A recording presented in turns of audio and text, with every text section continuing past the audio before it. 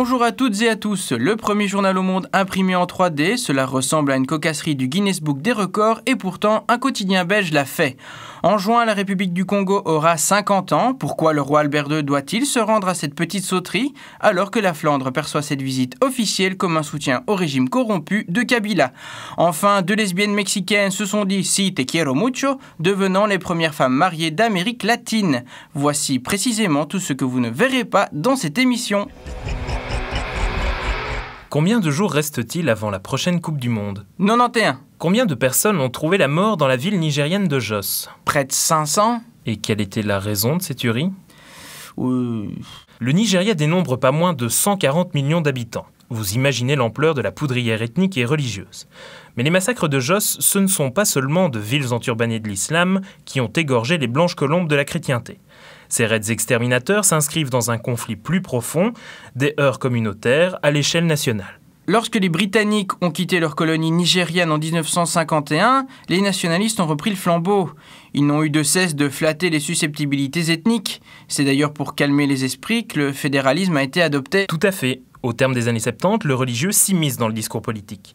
Les musulmans tentent d'instaurer un droit islamique, et même si le Nigeria clame sa neutralité confessionnelle, le pays ne se retirera jamais de l'organisation de la conférence islamique. Pour terminer de noircir le tableau, l'ultime facteur à charge tient à la répartition des ressources. Les redevances du pétrole et du gaz, dont le Nigeria est tellement dépendant, proviennent pour l'essentiel du delta du Niger, une zone où prédominent les minorités. Bref, au Nigeria, le gouvernement se repose sur ses charniers, ce n'est pas la justice qui tranche, mais bien la loi de la jungle. Actualité nationale à présent, un grand n'importe quoi domine le paysage médiatique belge. Voici un quartet d'informations qui ne nécessite ni la moitié d'un JT, ni la une d'un journal papier. Jugez-en plutôt. Et un nouveau rédacteur en chef pour l'ADH. Il se nomme Ralph Van Kriekelveld. Loin d'être un journaliste de formation, c'est un businessman dans l'âme. À défaut de se doter d'une nouvelle ligne rédactionnelle digne de ce nom, le quotidien mise tout sur le marketing pour relever le niveau. Armand de Decker propose un encadrement militaire pour les jeunes délinquants. C'est bien connu, quand les politiques ne savent plus quoi faire, ils se replient derrière l'armée. Reste à savoir si la loi passera au char d'assaut ou au consensus.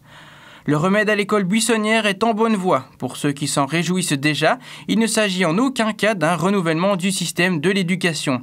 À Evere, les élèves assidus pendant 6 semaines d'affilée seront gratifiés d'une place pour Walibi. Marie-Dominique Simonet, ministre de l'Enseignement, ne voit pas ça d'un bon œil. Par contre, secouer une carotte devant le nez de nos ânes gouvernementaux pourrait peut-être améliorer les choses.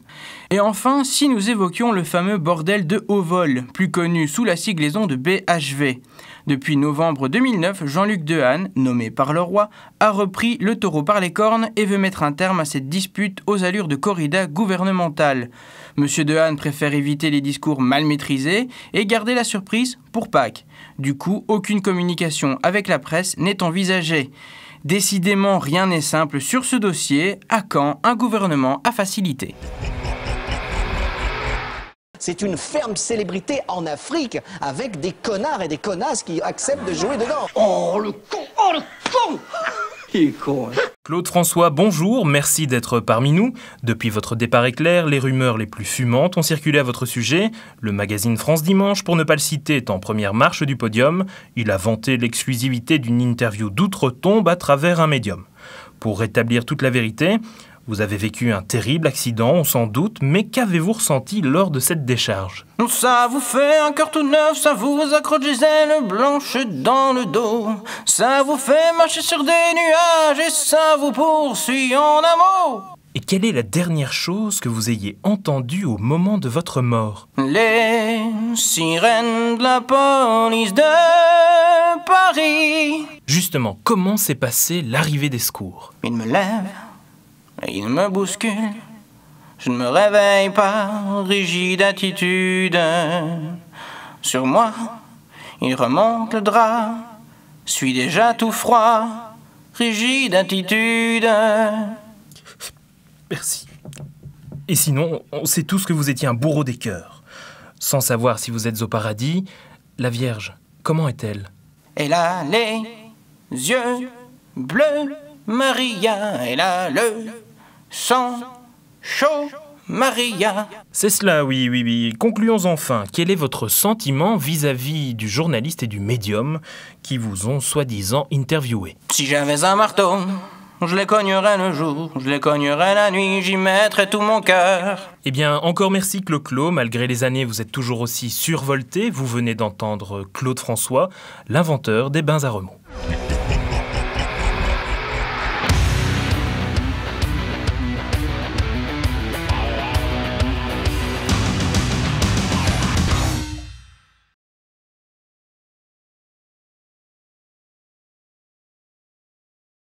Bonjour à toutes et oh là, ça commence déjà bien. Cela ressemble à une cocasserie du Guinness Book. Caca de bite.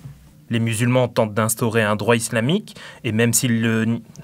Qu'est-ce qui se passe? J'ai mal au cul. C'est pas chiant.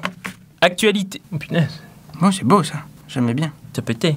C'est bon. Loin d'être journaliste de formation, c'est un businessman.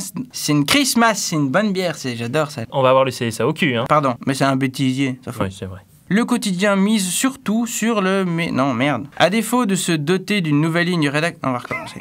Le quotidien mise surtout... Le quotidien mise... Pourquoi c'est si difficile à faire?